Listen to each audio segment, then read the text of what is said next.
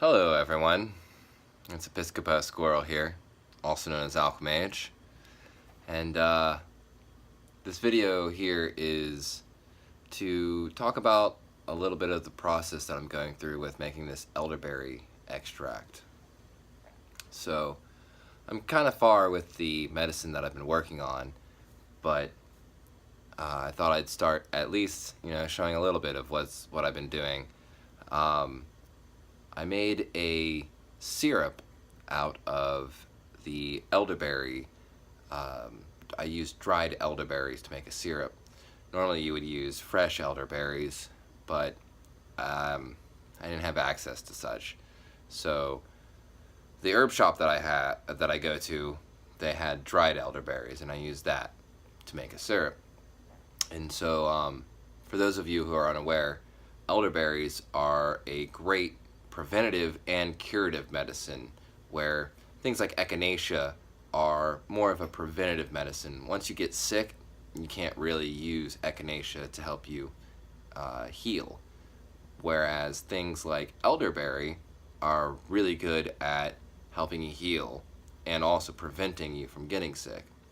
And one of those mechanisms actually comes from a compound called globulin, I believe is what it's called, and that will coat the cells in your body with this syrup-like compound, and prevents viruses and microbes from penetrating the cells and replicating and furthering their disease within your body. So the elderberry extract, the syrup, is made very simply. Basically, you take the elderberries, either dried or fresh. Fresh is, like I said, most preferred, but if you don't have access to such, then dried can be obtained. You can get them from apothecaries, and you can get them online. So I got them from a local apothecary here, my preferred shop called Herb Stomp, and so I used 3 ounces to about a quart of water. And so you start out by taking 2 quarts of water. You double what you're going to use as the final product, and you boil that until half of what you have has evaporated. And that normally takes about an hour, hour and a half. If you're using less, it's going to take less time. If you're using more, it's going to take more time. And so for myself, with this medicine, I actually added a couple other herbs. I added white pepper, which has anti-inflammatory effects, and according to other people, it increases bioavailability of other compounds, which I haven't done really a lot of research into, but I do know that it does certainly help with synergistic effects of other compounds. I know it works with kratom very well. And then I added reishi, which works with your immune system, helps to increase the strength of your immune system, and also is an adaptogen, which an adaptogen helps you to helps the body and the mind to adapt to stress and to changing situations.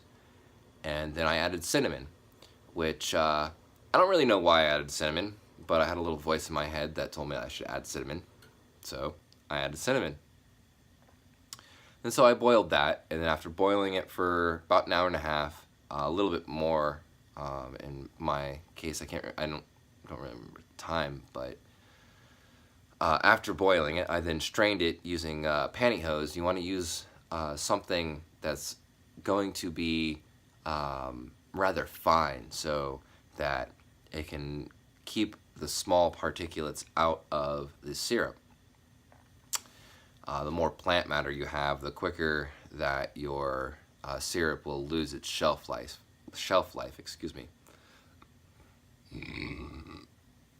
And so, after straining it, I actually did a secondary extract. With extracts, you have, what's it called, a diminishing return. And so when you do one extract, no matter how long you allow it to go, you will never get 100% of the compounds which can be extracted. And so doing secondary and third extracts will allow you to pull out more of the full potential of the compounds. And so I just did a secondary extract, didn't go on to further extracts because I felt like just 2 was sufficient. And so after doing the secondary extract, I took the herbs and put them into a steel bowl, a stainless steel bowl, and put them on a low heat to extract, or to dry them out, to evaporate all the moisture that was left in the herbs. And something I want to note is that when you are doing this with an alcohol extract, and if you are doing it over an open flame, you want to do it on really low temperatures so that you don't ignite your herbs and get them caught on fire. You don't want them to immediately burn off. You can cause, havoc in your laboratory if you do this, is basically the issue. There's no like spiritual or any kind of chemical reasoning other than just being safe within your laboratory. And so after you've dried them out, you then bring the heat up, and so you can burn the herb down. And so this process that I'm about to talk about here is called calcination. And calcination, it comes from the Greek word calcine, which means to turn white. And basically what we're doing here is an alchemical process, and it's not fully alchemical, it's just, so like the medicine that I worked on earlier, I didn't focus on all of the planetary hours, the day of the week, because each day of the week has a different process which is attributed to it. With calcination, the day of the week is actually Sunday, and that's because the sun rules on Sunday. Calcination requires heat, a lot of heat, and so it's ruled by the sun. So calcination should occur on Sunday if you are following the full alchemical process. However, I'm not following the full alchemical process and just using the alchemical process as a guideline to be able to create a more potent and more longer lasting medicine. So with calcination, you are burning the herb down into white ash. Burning the herb down into white ash to then extract the mineral salts out of the herb. And so this process has a lot that goes into it. Here today, I'm really only doing a really quick rundown and quick extract instead of taking days, which, these extracts can take several days sometimes in order to get it down to the actual fully purified salts. And that's what I'm doing, is here extracting the fixed salts from the ash of the herb. When you put this herb into any kind of solvent, there are mineral salts that will stay within the herb regardless of the solvent that you use. And so you have to actually burn this herb down and extract them through other means. So I've already really burnt this herb down into a pretty white ash. It's getting close to the point where more subtler means of extraction are required. And so one of the things I want to point out is that this process, doesn't just require extreme heat. It takes heat with knowledge. And so the initial calcination does require extreme heat, and that will allow you to burn it down into somewhat of a blackened ash. And so from there, if you continue to heat it, it will take you hours and hours and hours in order to just break it down into a more gray ash. But if you were to take the time to stop and then grind that blackened ash down, you'll see that blackened ash will loosen up in its color just a little bit. And then you can add heat back to it again, and that will allow it to bring the black down into a lighter gray. And you subsequently do this multiple times, heating and grinding until you get a very white ash. And it's not going to be extremely white, but there are other processes that will allow you to get it to a more white ash. You want to get it as white as possible when doing an actual alchemical medicine, because then you have pulled out all the impurities, so you can transform this mundane herb into its highest, purest form of earth, of salt. And so here, I'll show you what I'm doing. Here in my fireplace, I have my little propane stove where it's heating from below, and within the steel bowl, hopefully you can see that, I can't see what you guys are looking at, is the gray ash. And so from there, I will be now, here in a moment, I'll allow that to cool down so I can add distilled water to it. And from there, I'll be adding just slight amounts of heat to evaporate that water. And this will subsequently allow this ash to turn whiter and whiter. And it's a process of adding water, heating at a low heat, grinding, adding more water, adding low heat and grinding over and over until it's white as can come. And personally, as I said, this medicine wasn't fully alchemically prepared. Thus, I'm not going to go as pure as possible. But the reason I'm extracting these mineral salts is because each of these mineral salts will have a medicinal effect within the human physiology. Not only that, but they will also reconstitute within the medicine and give it a longer shelf life than just if it were to stay as it were. So, these mineral salts are definitely a great addition to put into your medicine, rather than just throwing your herb out after you've done your extract. So, thank you for joining me. I will be adding another video as I continue on. Have a good evening. So, I am now here this morning, continuing to work on my calcination.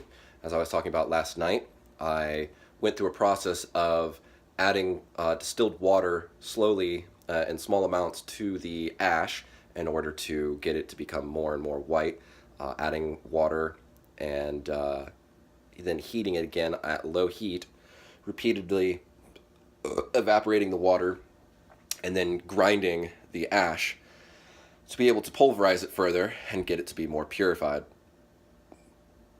Now, so you see here, I am now heading towards one of the last steps.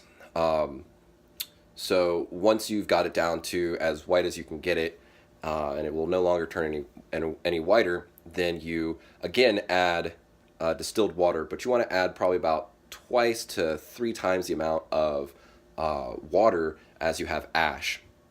And what you're going to do is you're going to then put it on very low heat for about 10-15 minutes, and you are bringing the salts into the water at this point.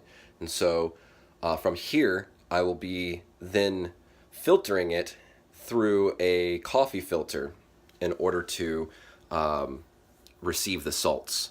So yeah, I'm going to be getting on that. So as I was stating, I am now filtering it, and a good way to do this is to use the cap, the screw-on cap from a mason jar and a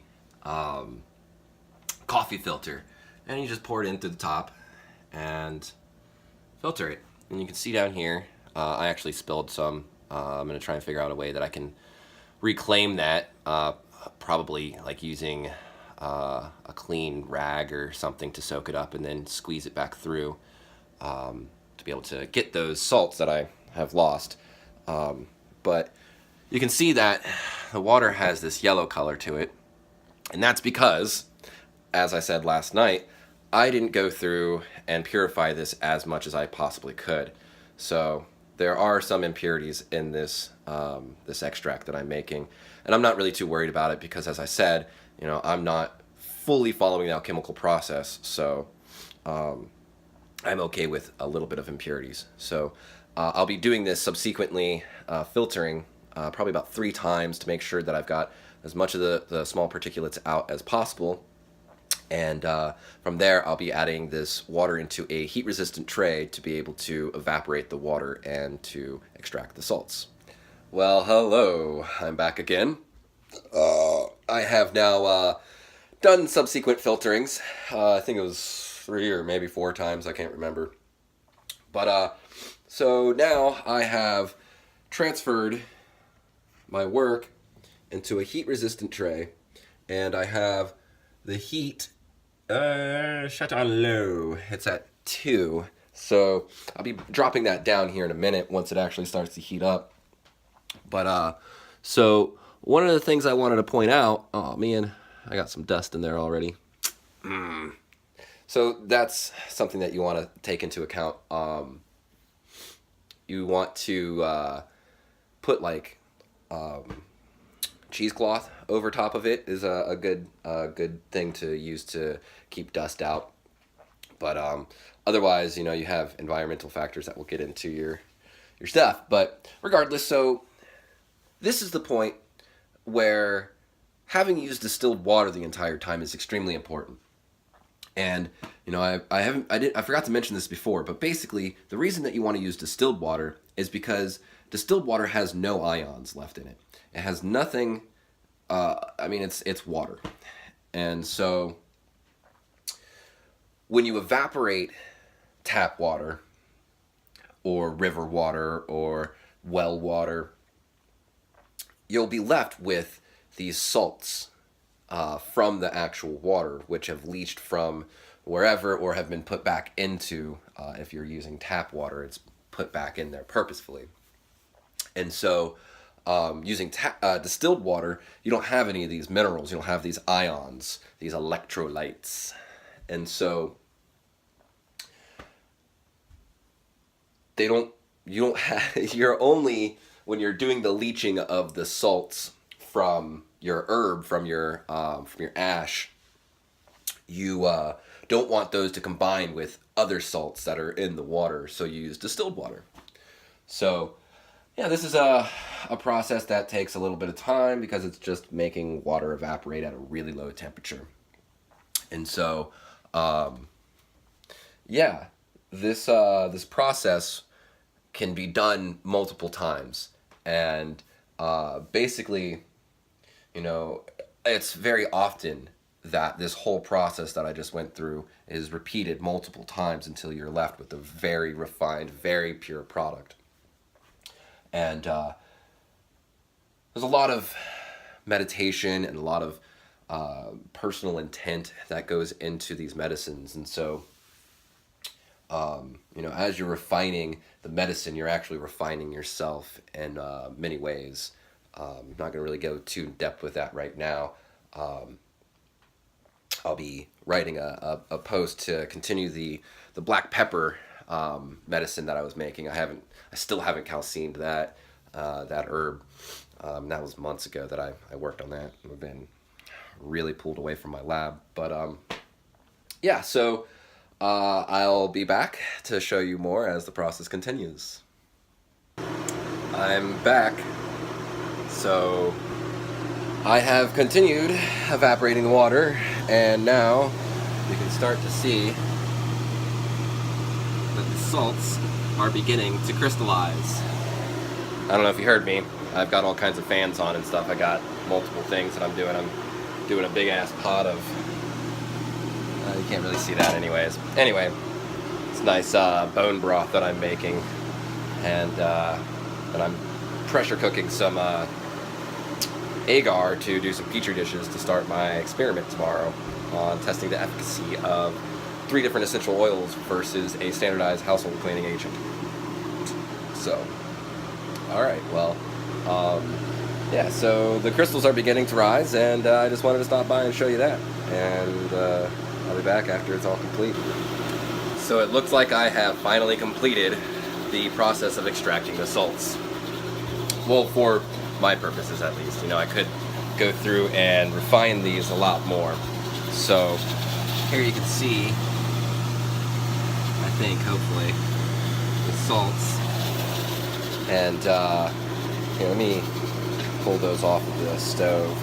So one thing that is important to remember with these salts is that they are highly hygroscopic, meaning that they readily absorb water from the air. So when you're working with them, you want to make sure you have them still hot as you're pulling them out of the glass to put them into storage or into the medicine that you're working with. And you want to put them in airtight containers if you're storing them for later use. So here, I'll show you again, maybe. Yeah, here's the salts. So, yeah, cool. Now I'm gonna scrape these up and add them back into the elderberry syrup that I extracted, and it's complete. Medicine's done. Alchemically, if I were to continue doing this, or if I were to do this in an alchemical manner, I would actually allow the salts to digest for at least 2 weeks before I would consume the medicine. But I'm not really too worried about that. So, cool. Thanks for joining me. I hope you guys learned something, ask questions, and yeah, take care. So I lied. I'm back again. I wanted to just show you what I've done here. I've scraped them up. I've scraped up the salts, and you can see that they're a little bit yellowish, brownish, and that's because, as I said, there's going to be impurities in it because I was not very intensive in my process. But another thing is that you can do this process quickly on the first step to get to this point and have an impure product, but then go through that whole process again where you dissolve these salts in water and heat them, and then continuously grind them and add water and heat and grind and over, and then go through another process of bathing the salts in distilled water and then evaporating the water at an extremely low heat. And you can see that they will, and also, you know, filtering the what you've burnt down through coffee filters or through some sort of filter. Yeah, so this is actually the end, and thanks for joining me.